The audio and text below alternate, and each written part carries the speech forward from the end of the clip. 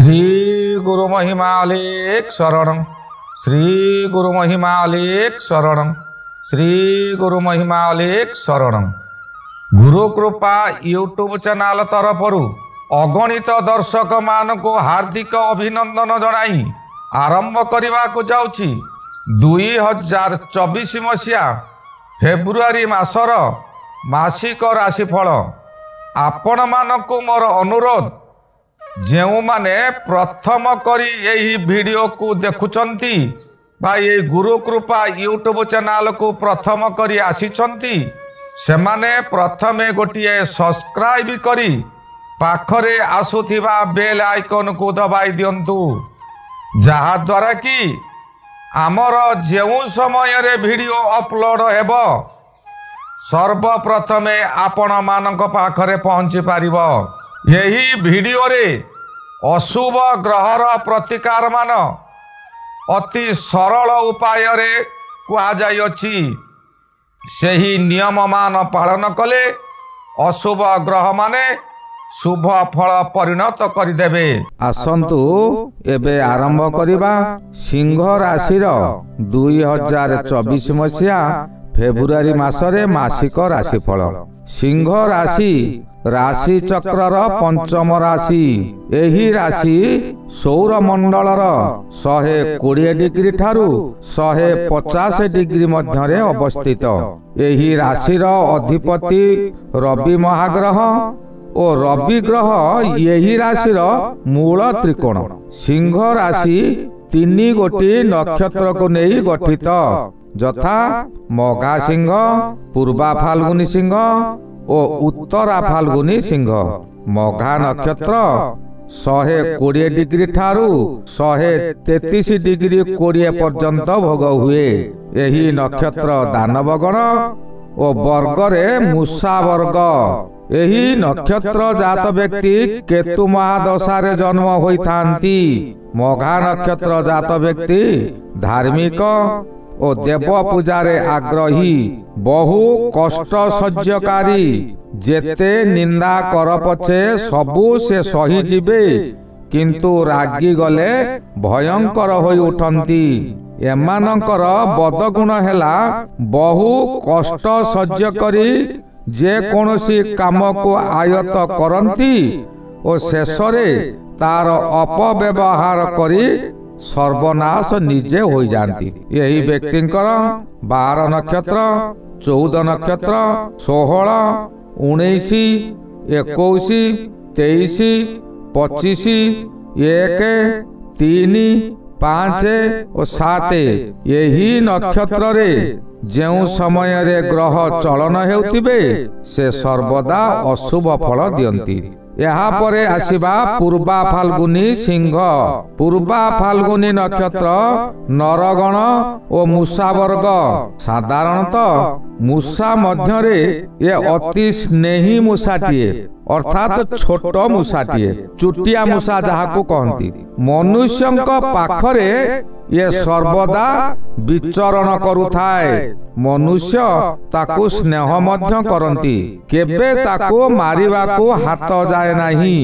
किंतु यही मूषा घर मध्यरे बहु आसबाब पत्र, धान, चाउल, विभिन्न शस्यरे निर्भीक हिसाब रे बुली नष्ट करती। एमाने समय पड़िले सिंह परी गर्जन करि पारंती। यही नक्षत्र जात व्यक्ति कले बले कौशले समस्त कार्य हासिल करिवार क्षमता तांक पाखरे भरपूर होई रहिछि। एही नक्षत्र जात व्यक्ति माने शुक्र महादशारे जन्म हेउथिबारु एमाने जाहा बुझंती ताहा ही करंती ओ कुहंती मु जाहा कहूची ताहा ठीक। उत्तरा फाल्गुनी नक्षत्र सिंह राशि रे मात्र 3 डिग्री 20 भोग हुए। यही नक्षत्र अधिक प्रभावशाली। एमाने भोक आतुर, जहा भी हो एमानकर खाद्य दरकार। एमाने अधिक आमिष प्रिय।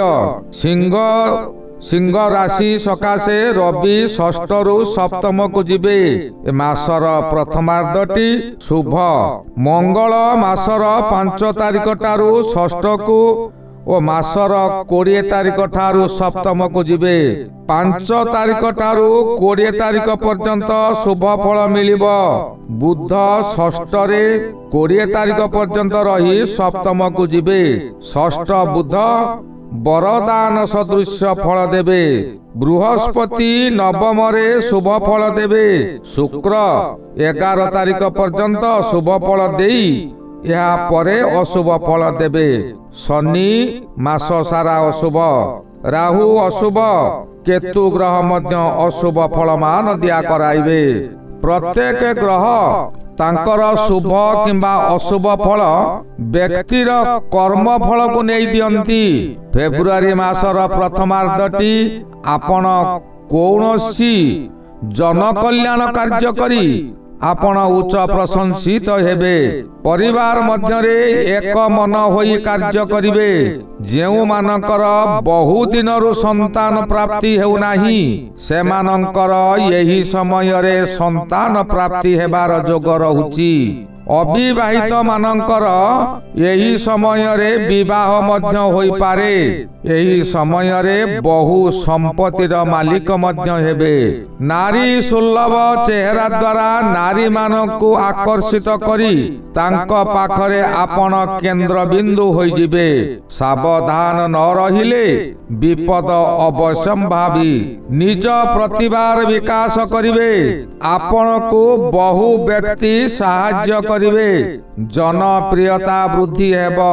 ଏହି ସମୟରେ ଆପଣଙ୍କର ପୂର୍ବରୁ ଚାଲିଥିବା କେସର ସମାଧାନ ହୋଇପାରେ। ଆପଣଙ୍କର ଜିତାପଟ ହୋଇପାରେ। ରାଜ କର୍ମଚାରୀ ତଥା ମନ୍ତ୍ରୀମାନଙ୍କ ଦ୍ୱାରା ଆପଣ ବହୁ ଉପକୃତ ହେବେ। ନିଜର କର୍ମକୁ ସୁଚାରୁ ରୂପେ କରି ଅନେକ ସ୍ଥାନରୁ ଆପଣ ପୁରସ୍କୃତ ମଧ୍ୟ ହେବେ। ଉଚ୍ଚ ଅଫିସର ମାନଙ୍କର ପ୍ରିୟ ପାତ୍ର ହେବେ। ଶତ୍ରୁମାନେ ଆପଣଙ୍କ ଠାରୁ ଦୂରେଇ ଯିବେ। ସତ ଚେଷ୍ଟା କରି ମଧ୍ୟ ଶତ୍ରୁମାନେ ଆପଣଙ୍କୁ ବିପଦରେ ପକାଇ ପାରିବେ ନାହିଁ। ଦିନକୁ ଦିନ ଆପଣଙ୍କର ସମ୍ପତ୍ତି ବୃଦ୍ଧି ହେବ। ଆପଣଙ୍କର ବଳ ପରାକ୍ରମ ବୃଦ୍ଧି ପାଇବ। ଯେଉଁମାନେ ବହୁ ଦିନରୁ ରୋଗଗ୍ରସ୍ତ ଅଛନ୍ତି ଏହି ସମୟରେ ରୋଗରୁ ମୁକ୍ତି ପାଇଯିବେ। ଏହି ସମୟରେ ଆପଣଙ୍କର ବିଭିନ୍ନ ଦିଗରୁ ଆୟ ହେବ। ପ୍ରତ୍ୟେକ କାର୍ଯ୍ୟରେ ସଫଳତା ମିଳିବ। କର୍ମ କ୍ଷେତ୍ରରେ ଆପଣଙ୍କର ଶତ୍ରୁମାନେ ମିତ୍ର ହୋଇଯାଇ ଆପଣଙ୍କୁ ସାହାଯ୍ୟ କରିବେ। ଆପଣଙ୍କର ତେଜ ବୃଦ୍ଧି ପାଇବ। ଚାଲିଚଳଣିରେ ଆପଣଙ୍କର ପରିବର୍ତ୍ତନ ହୋଇଯିବ। ଯେଉଁମାନେ ପୂର୍ବରୁ ବିରୋଧ କରୁଥିଲେ ସେମାନେ ଭୟରେ ଆତ୍ମଗୋପନ କରିବେ। ଆପଣ ଯାହା କରିବେ ତହିଁରେ ଜୟଯୁକ୍ତ ହେବେ। ମାସର ଦ୍ୱିତୀୟାର୍ଦ୍ଧଟି ବିଶେଷ କରି 20 ତାରିଖ ଠାରୁ ମାସ 29 ତାରିଖ ପର୍ଯ୍ୟନ୍ତ ଆପଣଙ୍କର ଶରୀର ମାନ୍ଦା ରହିବ। ସବୁ କାର୍ଯ୍ୟ ଠିକ୍ ଠାକ୍ ଚାଲୁଥିବା ସମୟରେ ହଠାତ୍ ପରିବର୍ତ୍ତନ ହୋଇଯିବ। ଆପଣ ହତୋତ୍ସାହ ହୋଇପଡ଼ିବେ। ଏହି ସମୟରେ ଶତ୍ରୁମାନେ ଆପଣଙ୍କୁ ଦେଖେଇ ମୁର୍କି ହସିବେ। ବିଭିନ୍ନ ଥଟ୍ଟା ପରିହାସ କରିବେ। ଆପଣ ସେମାନଙ୍କୁ ଚପାଇ ରଖିବାକୁ ବହୁ ଅର୍ଥ ବ୍ୟୟ କରିବେ। କିନ୍ତୁ ଆପଣଙ୍କର ମନ ବିଚଳିତ ଥିବାରୁ କୌଣସି କାର୍ଯ୍ୟକୁ ଆପଣ ସ୍ଥିର କରିପାରିବେ ନାହିଁ। ଏହି ସମୟରେ ଆପଣଙ୍କର ରାସ୍ତା ଦୁର୍ଘଟଣା ମଧ୍ୟ ହୋଇପାରେ। ରାତି ଅନିଦ୍ରା ରହିବେ। ବହୁ ସମୟ ଉପବାସ ରହିବାକୁ ବାଧ୍ୟ ହେବେ। ଏହି ବିପଦ ସମୟରେ ମଧ୍ୟ ପୂର୍ବ ବାକିଆ ଅର୍ଥ ଥିବା କିଛି ମିଳିଯାଇପାରେ, ଯାହାଦ୍ୱାରା ଆପଣଙ୍କ ମନରେ ଦମ୍ଭ ଓ ଗର୍ବ ମଧ୍ୟ ବଢ଼ିଯିବ। ଯେଉଁ ବ୍ୟକ୍ତି ସର୍ବଦା ଶାନ୍ତ ସରଳ ଭାବରେ ଜୀବନଯାପନ କରନ୍ତି ତାଙ୍କ ସକାଶେ ଦୁଃଖ ସୁଖ ସବୁ ସମାନ ପରି ଜଣାଯାଏ। ଏଥି ସକାଶେ ଶାସ୍ତ୍ରରେ ଅଛି, ସମ୍ପଦେ ନ ହୁଅ ଅଧୀର, ବିପଦେ ନ ହୁଅ କାତର। ସବୁ ଆମରି କର୍ମ ଫଳକୁ ପରଂବ୍ରହ୍ମ ଗ୍ରହ ମାଧ୍ୟମରେ ଫଳ ଦିଅନ୍ତି ଓ ସତର୍କ କରିଦିଅନ୍ତି। କୁକର୍ମ କଲେ କୁଫଳ ମିଳିବ।